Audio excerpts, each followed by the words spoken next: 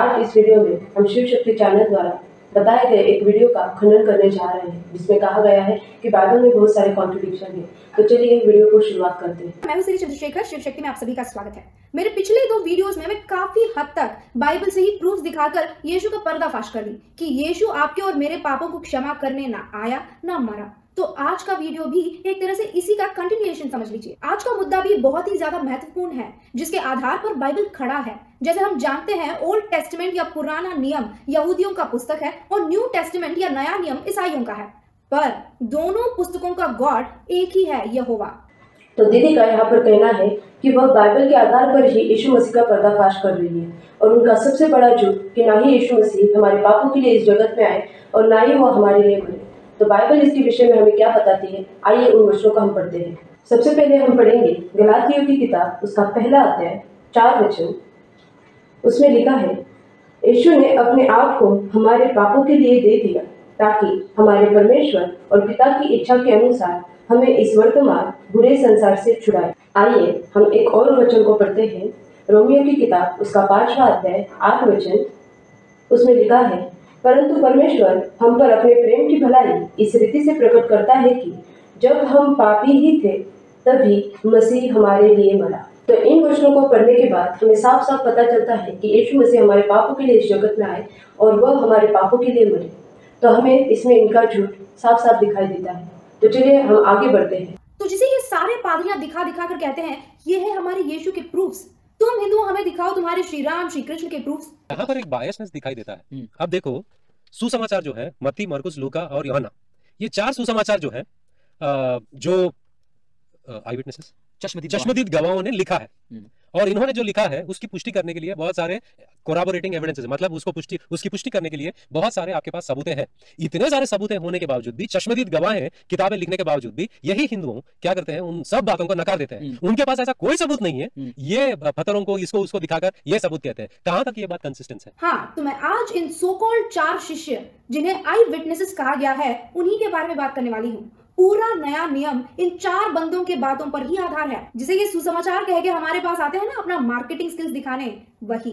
एक है मत्ती सुसमाचार, दूसरा है मरकुस सुसमाचार, तीसरा है लूका सुसमाचार और चौथा है योहान सुसमाचार। जैसे वीडियो में ब्रदर फ्रांसिस और उसका साथी कह रहे थे कि ये 4 आई विटनेसेस हैं जिसको तुम हिंदू लोग नहीं मानते हो, पर हम तुमसे प्रूफ मांगे तो कुछ पत्थर वत्थर दिखाकर कहते हो कि यही हमारा प्रूफ है, मान जाओ। तो आज मेरा सवाल है, अगर सच में ये 4 आई विटनेसेस हैं, यीशु को क्रूज पर चढ़ाते वक्त उस समय वही मौजूद थे, तो इन चारों के बातों में परस्पर विरोध क्यों है? तो यहाँ पर दीदी का कहना है, अगर ये 4 सुसमाचार लिखने वाले यीशु मसीह के क्रूसिफिकेशन के आई विटनेसेस है, तो इन चारों की बातों में विरोधाभास क्यों दिखता है, और क्रूसिफिकेशन के बारे में इन चारों ने अलग अलग क्यों लिखा है।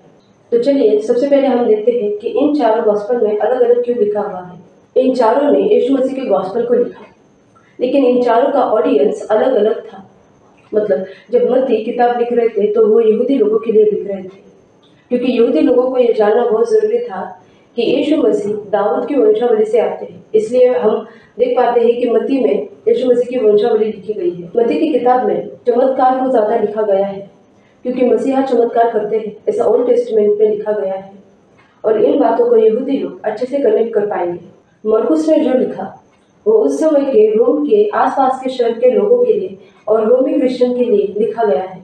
अगर हम लूका की किताब पढ़ें तो लूका एक हिस्टोरियन थे, और लूका की किताब एक हिस्टोरिकल डॉक्यूमेंट है।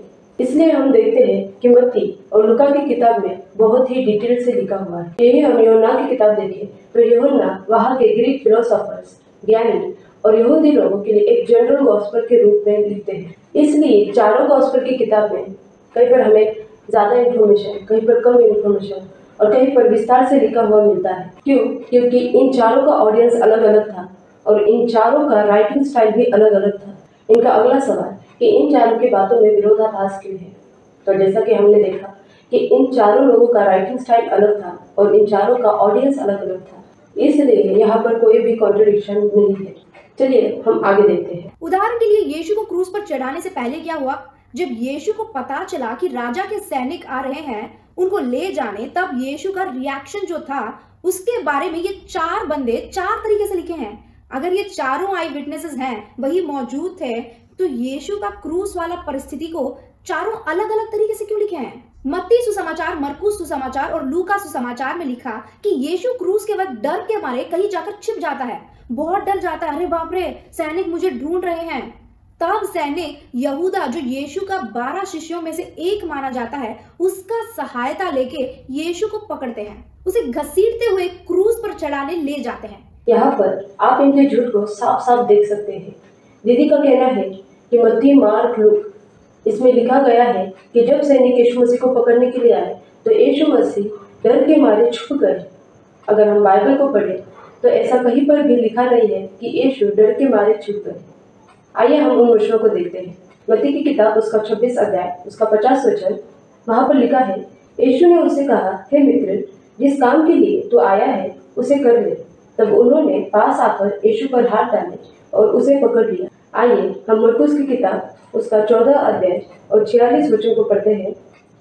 उसमें लिखा है, तब उन्होंने उस पर हाथ डालकर उसे पकड़ लिया। इन सब वचनों को पढ़ने के बाद हमें ये पता चलता है कि कहीं पर भी यह नहीं लिखा है कि यीशु मसीह जब उनको सैनिक पकड़ने के लिए आए तो डर के मारे छिप गए और वहां से भाग गए। चलिए हम आगे देखते हैं। इन तीनों सुसमाचारों में लिखा है, सैनिक यीशु को पकड़ने से पहले यीशु भगवान के नाम लेकर बहुत गंदी तरह से डर के मारे रोया था। पर एक योहान सुसमाचार में ही लिखा है कि यीशु बिना डरे उन सैनिकों के सामने जाकर बस्ती में सवाल किया था। बाकी तीनों सुसमाचारों में लिखा कि यीशु क्रूस से बचने के लिए छिप गया था, यहूदा के द्वारा पकड़े जाने पर कूट कूट कर रोया था। पर जैसे ही यूहान सुसमाचार में आ गए तो उसमें कहा, यीशु खुद सैनिक के सामने गया और कहा, अगर दम है तो मुझे ले जाओ। उसमें सैनिक यहूदा का सहायता लेना ये सब नहीं था। यहाँ पर दीदी कह रही है कि यीशु मसीह भगवान का नाम लेकर गंदी तरीके से रोया था।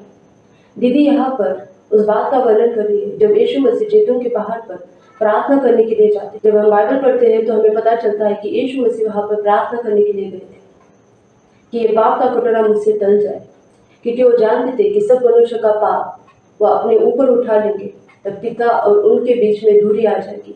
इसलिए यीशु मसीह प्रार्थना करते हैं कि हो सके तो ये प्याला मुझसे टल जाए, लेकिन मेरी इच्छा नहीं तो पिता आपकी इच्छा पूरी हो। यहाँ पर हम देख सकते हैं कि यीशु मृत्यु के कारण वहाँ पर डर नहीं रहे थे। आगे हम सुनते हैं कि दीदी कह रही है कि यीशु मसीह क्रूस से बचने के लिए छिप रहे थे। इतना गंदा झूठ सिर्फ यही बोल सकते हैं, क्योंकि यूहन्ना की किताब में कहीं पर भी यह लिखा हुआ हम नहीं देख पाते हैं कि यीशु मसीह क्रूस से बचने के लिए छिप रहे थे, और ना ही यूहन्ना की किताब में कहीं पर भी यह लिखा है कि यीशु मसीह ने कहा कि दम है तो मुझे ले जाओ। आइए हम उन वचनों को पढ़ते हैं। यूहन्ना की किताब उसका 18 अध्याय 3 से लेकर 8 वचन तक हम पढ़ते हैं। उसमें लिखा है, तब यहूदा सैनिकों का एक दल को और प्रधान याजकों और फरीसियों की ओर से प्यादों को लेकर दीपकों और मशालों और हथियारों को लिए हुए वहां आया। तब यीशु उन सब बातों को जो उस पर आने वाली थी जानकर निकला और उनसे कहा, किसे ढूंढते हो? उन्होंने उसको उत्तर दिया, यीशु नासरी को। यीशु ने उनसे कहा, मैं हूँ। उसका पकड़वाने वाला यहूदा भी उनके साथ खड़ा था। उसके यह कहते ही मैं हूँ, वे पीछे हटकर भूमि पर गिर पड़े। तब उसने फिर उनसे पूछा, तुम किसको ढूंढते हो? वे बोले, यीशु नासरी को। यीशु ने उत्तर दिया, मैं तो तुमसे कह चुका हूँ कि मैं ही हूँ। यदि मुझे ढूंढते हो तो इन्हें जाने दो। अगर ये सच में आई विटनेसेस होते तो अलग अलग क्यों लिखे हैं? यूहान समाचार में ही यीशु को भगवान कहना या भगवान का पुत्र कहने वाले वाक्य ज्यादा है, चाहे वो इनडायरेक्टली ही क्यों ना हो फिर भी। यानी इस सुसमाचार में यीशु का कैरेक्टर को थोड़ा और अच्छी तरीके से अपडेट किया हुआ है। आगे आगे पढ़ने से आपको ये लगेगा कि ये बाकी ऊपर तीनों सुसमाचारों में किए गए गलतियों को सुधारने इस सुसमाचार को क्रिएट किए हैं। ऐसे प्रोटेस्टेंट बाइबल के 66 पुस्तकों में बहुत सारे बातें आपस में परस्पर विरुद्ध करते हैं। एक एक पुस्तक ने एक एक लिखा, तो इनको आपस में नहीं पता इसने क्रूस के बारे में क्या लिखा और उसने क्रूस के बारे में क्या लिखा। अच्छा, तो इनका अगला झूठ कि यूहन्ना की किताब को यीशु मसीह के कैरेक्टर को बेहतरीन दिखाने के लिए क्रिएट किया है, और आपस में बहुत सी बातें विरोधाभास है। चारों गॉस्पेल में कोई भी वचन और कोई भी घटना एक दूसरे का विरोधाभास नहीं करती है। एक गॉस्पेल ये कहता है कि यीशु खुदा है, और एक गॉस्पेल ये नहीं कहता कि यीशु खुदा नहीं है। एक गॉस्पेल कहता है कि यीशु मसीह को क्रूस पर चढ़ाया गया, और एक गॉस्पेल कहता है कि यीशु मसीह को क्रूस पर नहीं चढ़ाया गया। चारों गॉस्पेल में एक ही लिखा है कि यीशु मसीह जन्मे, यीशु मसीह खुदा के बेटे हैं, यीशु मसीह पापों के लिए इस जगत में आए, यीशु मसीह फिर से जिंदा हो गए, यीशु मसीह ने चमत्कार किए। ये जो ऑर्थोडॉक्स टीचिंग है क्रिश्चियनिटी का, वो चारों गॉस्पेल में क्लियरली हमको समझ में आता है। तो जैसा कि हमने पिछले पॉइंट में देखा कि बाइबल में कोई भी विरोधाभास नहीं, कोई भी कॉन्ट्रडिक्शन नहीं है। यहाँ पर देख सकते हैं कि बाइबल को ढंग से न पढ़ने के कारण यहाँ पर किस रीति से झूठ को परोसा गया है।